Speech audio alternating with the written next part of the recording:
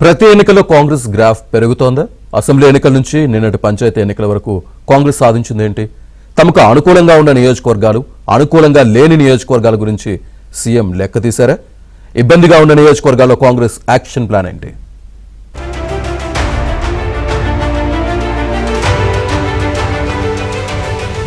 పంచాయతీ ఎన్నికల ఫలితాలతో కాంగ్రెస్ సంతృప్తిగా ఉంది. సీఎం రేవంత్ ఫలితాలపై ఆరా తీసి మెజారిటీ స్థానాలను గెలిపించిన పలువురు ఎమ్మెల్యేలను కాల్ చేసి అభినందించినట్లు తెలుస్తోంది. ఈ ఫలితాలు ప్రభుత్వ పాలనకు రెఫరెండం అని సీఎం రేవంత్ భావిస్తున్నారు. ప్రభుత్వం చేపడుతున్న అభివృద్ధి కార్యక్రమాలకు, సంక్షేమ పథకాలకు ప్రజలు పట్టం కడుతున్నారని సీఎం రేవంత్ సంతోషం వ్యక్తం చేశారు. 2023 డిసెంబర్లో కాంగ్రెస్ ప్రభుత్వం ఏర్పడిన తర్వాత 5 నెలలకు పార్లమెంట్ ఎన్నికలు జరిగాయి. ఆ ఎన్నికల్లో హస్తం 8 ఎంపీ స్థానాలను కైవసం చేసుకుంది. జూబ్లీహిల్స్ ఉప ఎన్నికల్లో కాంగ్రెస్ పార్టీ తరఫున పోటీ చేసిన నవీన్ యాదవ్ బంపర్ మెజారిటీతో గెలుపొందారు.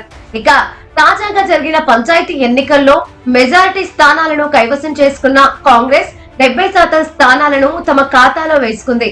బీజేపీ, బీఆర్ఎస్ కలిసి సహకరించుకున్న కాంగ్రెస్ పార్టీ దరిదాపుల్లోకి రాలేకపోయారని కాంగ్రెస్ నేతలు చెబుతున్నారు.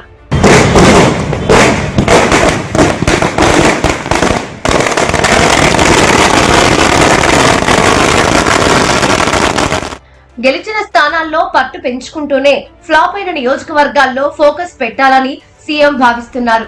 టార్గెట్ రీచ్ కాని నియోజకవర్గాల్లో ఇన్ఛార్జీలతో గట్టిగా పని చేయించాలని సీఎం ప్లాన్ చేస్తున్నారు.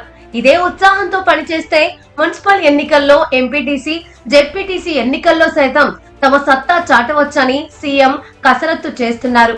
ఇక ఇదే హవా కొనసాగించి గ్రేటర్ హైదరాబాద్ ఎన్నికల్లో సైతం కాంగ్రెస్ జెండా ఎగురవేయాలని సీఎం రేవంత్ ప్లాన్ చేస్తున్నారు.